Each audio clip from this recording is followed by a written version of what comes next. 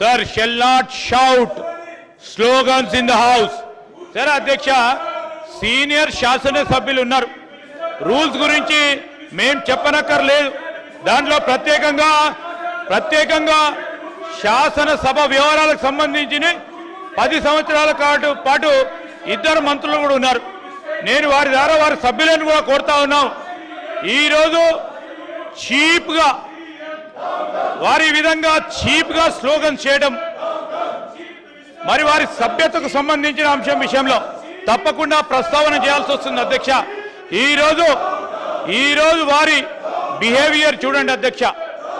ఒక యువతకు సంబంధించి రాష్ట్ర యువతకు సంబంధించి రాష్ట్రానికి సంబంధించిన నిరుద్యోగులకు సంబంధించిన ఉపాధి కల్పన భాగంలో డిస్కషన్లో పాల్గొనాలని కోరినప్పటికీ ఈ రాష్ట్ర యువత భవిష్యత్తు ఎటుపోయినా పర్వాలేదు, నిరుద్యోగుల భవిష్యత్తు ఎటుపోయినా పర్వాలేదు, రాజకీయాలే మాకు ముఖ్యమని ఈరోజు పార్టీలే మా ముఖ్యమని అనేక సందర్భాల్లో మేము అపీల్ చేస్తున్నప్పటికీ ఈ విధంగా వారి ప్రవర్తన సలిలేదు. ప్రజలందరూ కూడా చూస్తా ఉన్నారు.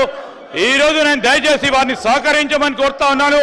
మీకు అవకాశం ఇచ్చినప్పుడు, స్పీకర్ గారు అవకాశం ఇచ్చినప్పుడు మాట్లాడడానికి అవకాశం ఉంటుంది కనుక నేను మరొకసారి వారిని కోరుతా ఉన్నాను.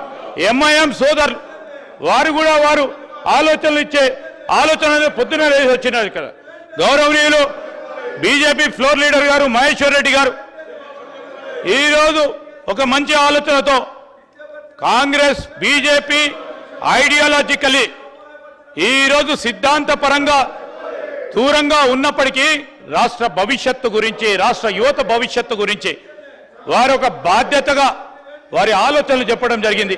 మేము ఎంఐఎం వారిని, అదేవిధంగా సిపిఐకి సంబంధించిన పెద్దలు ఉన్నారు, సాంబశివరావు గారు, వారి ఆలోచనలు, మీ అందరి ఆలోచనలు తీసుకొనే ఈ బిల్లును ఆమోదం చేసుకునే ముందుకు వెళ్ళటం జరుగుతుంది. దయచేసి ఇప్పటికైనా యువకులున్నారు, యువతకు సంబంధించి మీ అందరినీ కూడా వారి వాయిస్ను వినిపించడానికి మీ అందరినీ కూడా శాసనసభలో మరి అపోజిషన్గా ఉండండి.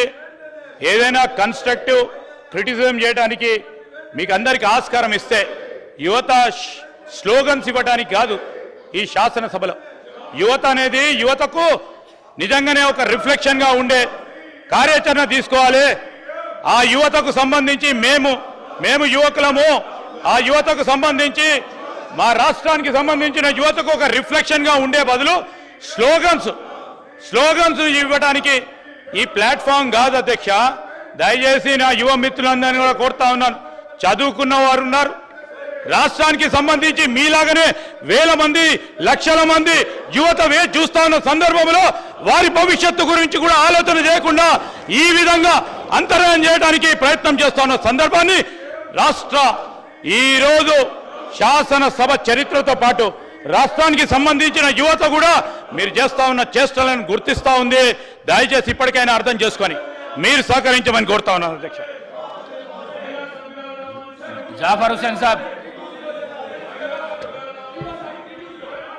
ऑनरेबल स्पीकर साहब, आपका बहुत बहुत शुक्रिया. आपने मुझे जो बिल पे बात करने का मौका दिया है, the young India skill university bill, deputy CM जनाब बट्टी विक्रमा साहब refer to this proposal. University on this budget speech had announced that the government of Telangana decided to establish and run Telangana Skill University in Hyderabad during this financial year in a PPP mode.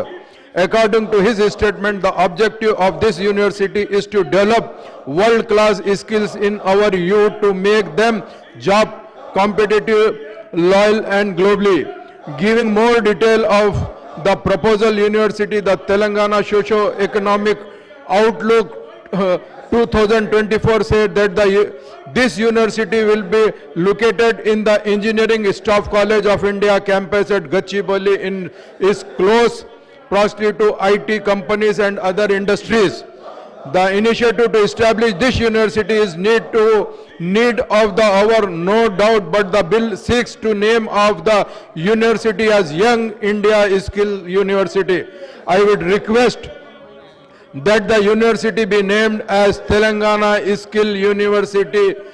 I will request the government, the name as Telangana Skill University as an official amendment shall be moved in this regard.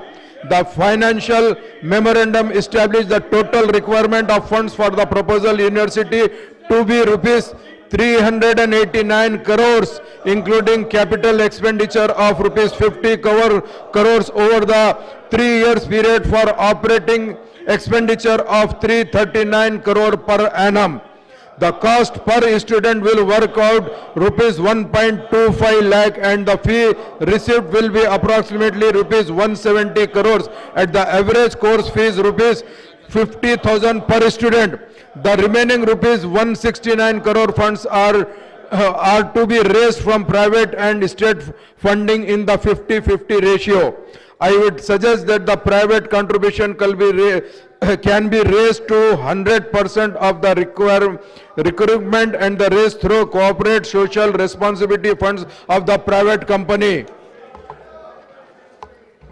It is also necessary to assure that the fees structure does not become a burden of the students from the weaker section. I may recall that 10 Telugu government in United AP under Chandrababu Naidu Sahab had established the Indian School of Business and Hyderabad under the PPP mode, but soon this institution became an allied business school in the country with probably high fee much beyond the capacity of the student from the poor section of effort. The skill university cannot be allowed to turn into another ISB in the PPP mode.